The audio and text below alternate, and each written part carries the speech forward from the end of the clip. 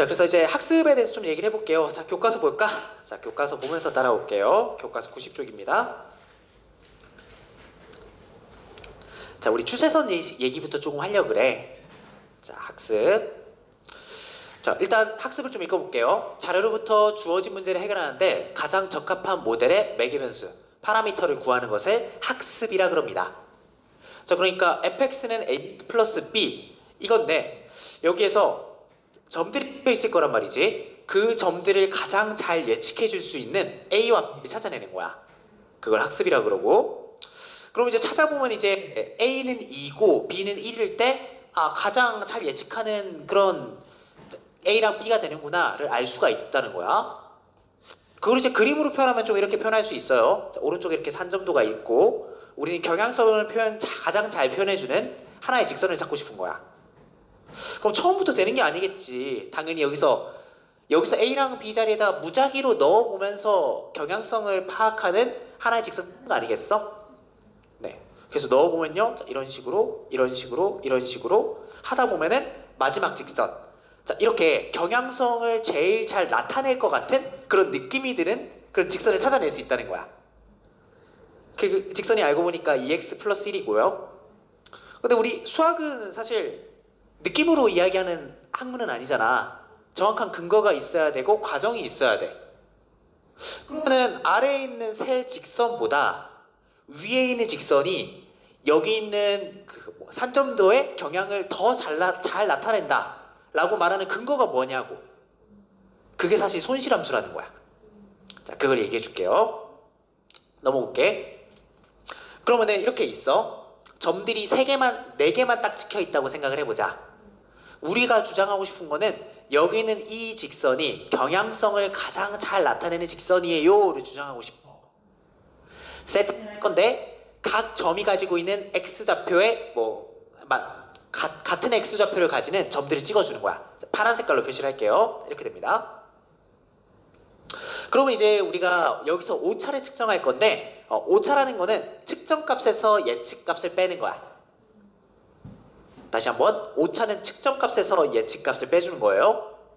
그럼 빼주면 이런 식으로 되겠지. 측정값, 예측값, 측정값, 예측값 이렇게 빼줄 수가 있고. 자, 그러면 이제 간격을 살펴보면은 마이너스 b인데 마이너스 b는 여기는 이 간격이 되겠죠.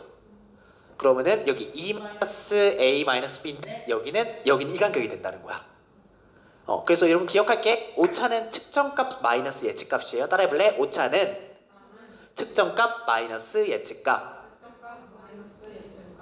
그러니까 좀 더 쉽게 얘기하면은 우리가 예측할 때는 사실 1차 함수로 예측하는 게 쉽지 않겠어? 그래서 보통 예측값에는 1차 함수 꼴이 들어가고요. 측정값인데 이건 실제 데이터잖아. 그러니까 점들이 그러니까 무작위로 이렇게 찍혀 있는 거지. 자, 그런 식으로 구분하는 것도 괜찮아요. 측정값은 실제 데이터이기 때문에 점들이 무작위로 찍혀 있는 거고, 예측값은 우리가 직선으로 예측하는 거잖아. 예측값은 직선 위에 점들이 될 거야. 네. 그래서 어쨌든 손실함수는 오차 제곱의 평균이 됩니다. 자, 여기서부터는 이제 103쪽이거든. 자, 교과서 103쪽 볼까요? 자, 우리가 지난 시간에 이제 손실함수까지 얘기를 했어. 이제 보면 이런 내용이야. 자, 오른쪽에 뭐 이런 실제 데이터들이 있고 두 추세선으로 이제 작동 시간과 오차를 알아봤다는 거지. 자, 표로 나타내면 이렇게 됩니다. 자, 그러면 이제 첫 번째 표랑 두 번째 표가 있는데, 첫 번째 표는 이제 여기 있는 이 추세선, 기울기가 8분의 9인 경우죠. 이 추세선으로 이제 오차를 알아낸 거고, 두 번째는 8분의 7이에요. 기울기가 8분의 7일 때 오차들을 알아낸 겁니다. 근데 우리가 오차에서만 끝내는 게 아니고 손실함수를 구해야 되는 이유가 사실 여기서 나오지. 왜 그러냐면은 네, x가 4랑 그 다음에 x가 12일 때는 오차가 8분의 9x가 오차가 더 작고요. x가 8이랑 16일 때는 8분의 7x일 때 오차의 크기가 더 작아요. 사실 점들마다 이제 달라진다는 거지. 그럼 평균적으로 오차가 제일 적어야 되는데 그럼 어떻게 해야 되냐? 그래서 쓰는 게 손실함수라는 거야. 네. 손실함수를 구해보면요. 자, 이런 식으로 구할 수가 있습니다. 자, 그래서 오차 제곱의 평균이라는 걸 기억했으면 좋겠어. 따라해볼래? 오차 제곱의 평균. 네, 손실함수는요 오차 제곱의 평균으로 정의합니다. 근데 어쨌든 오차라는 건 측정값에서 예측값을 뺀 거였으니까 네, 그렇게 해주시면 되고요. 여기서 좀 이렇게 질문할 수도 있어. 아 선생님 근데 어쨌든 평균 내는 거니까 평균을 사용하지 않고 그냥 절대값으로 쓰면 되지 않습니까? 근데 얘들아 평균을 쓰는 것과 절대값을 쓰는 거랑 둘의 차이점을 혹시 기억하고 있나요? 왜 절대값이 아니라 평균을 쓴다 그랬지?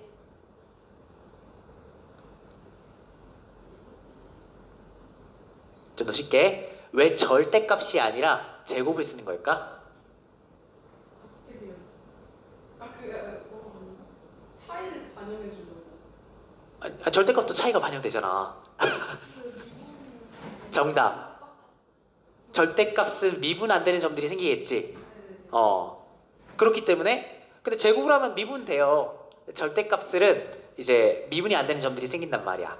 그렇기 때문에 오차 제곱의 평균을 쓰는구나. 자, 그렇게 보면 되겠죠. 네, 그래서 이 과정들을 볼 수 있고요. 자, 보니까 손실함수 값들을 계산해 보니까 두 번째 값이 손실함수가 더 작기 때문에 8분의 7x가 8분의 9x보다 예측에 더 적합하다라고 이제 얘기를 할 수 있다는 거야. 그러니까 이제 손실함수를 통해서 어떤 추세선이 더 적합한 추세선인지 찾아낼 수 있다까지 얘기했습니다. 네, 그래서 식을 잘 봤으면 좋겠어. 여기에서 식을 좀만 관찰해 볼래? 칩한 봐봐. 보면은 fx는 ax예요. 우리가 손실함수에 대해서 오해할 수 있는데 손실함수에서 변수는 a야. 다시 한번 손실함수의 변수는 뭐라고? A. 기울기가 변수야. 그러니까 사실 이 손실함수인데 오차를 제곱하면은 a의 제곱이 되겠지? 손실함수는 a에 대한 2차식이 되는 거야.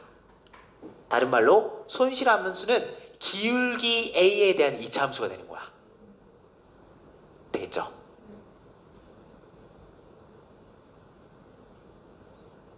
그리고 되게 웃긴 게 좀 포함되어 있다고 얘기를 했어요. 그러니까 전제인데 근데 얘들아 사실 2차 함수니까 ax 플러스 b라고 해야 되지 않겠니?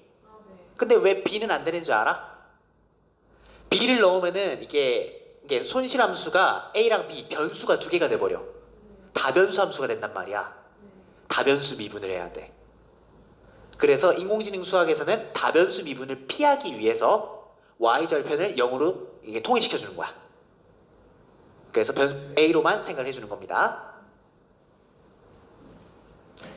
자, 짜잘한 부분들이고요.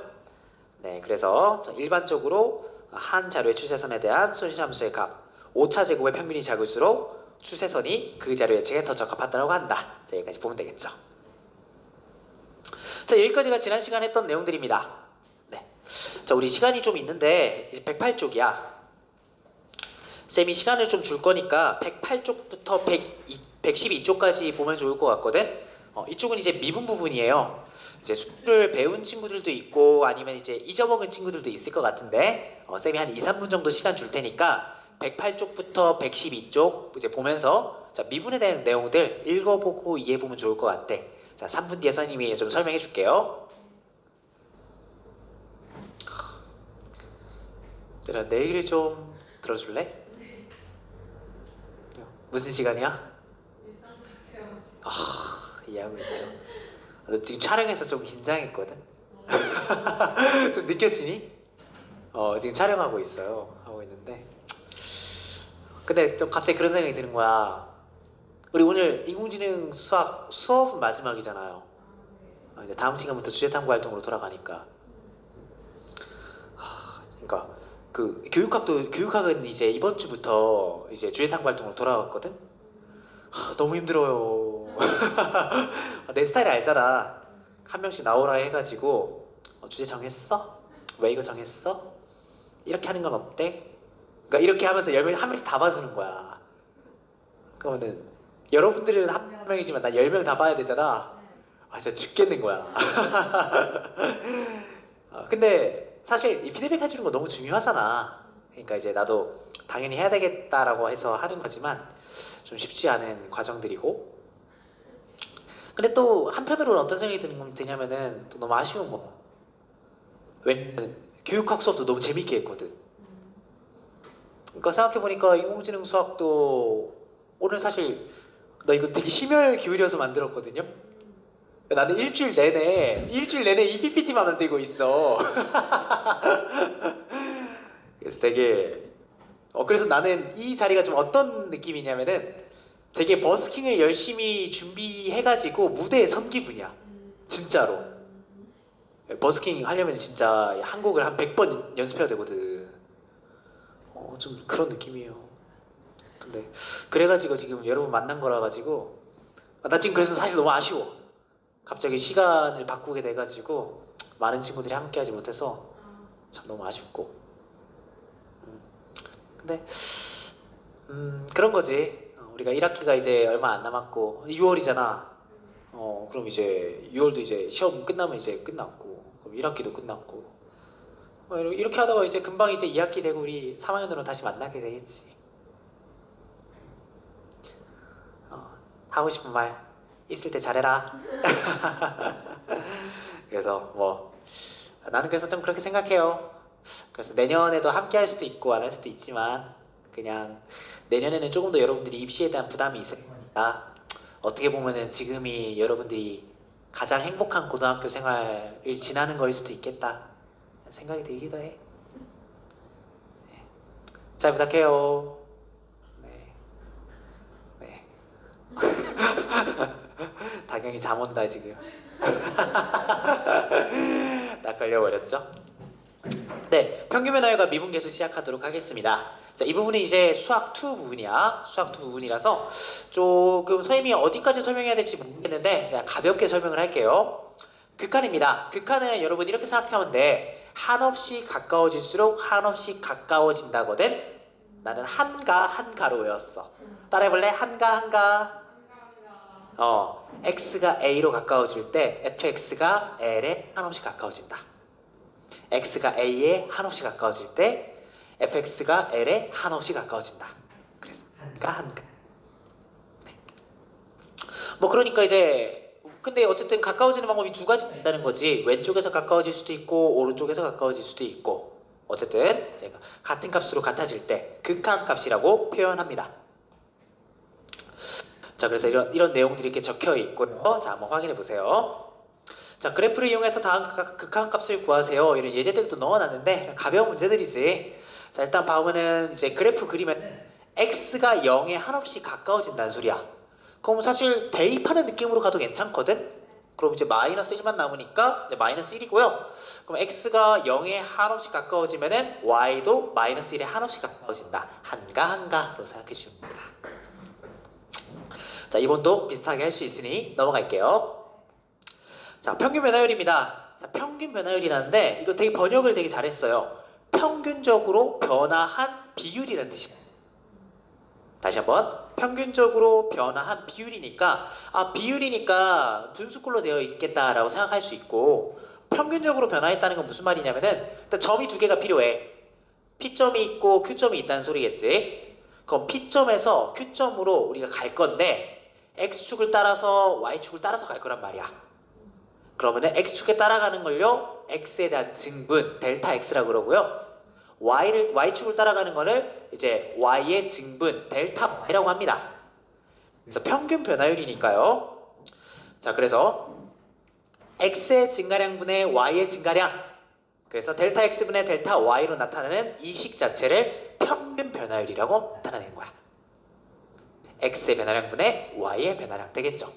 그럼 사실 여기 직각삼각형도 좀 숨어 있고요. 자, 수투에서는 직각삼각형에 대해서 조금 더 얘기를 해줄게. 지금은 얘기 안 할 거고.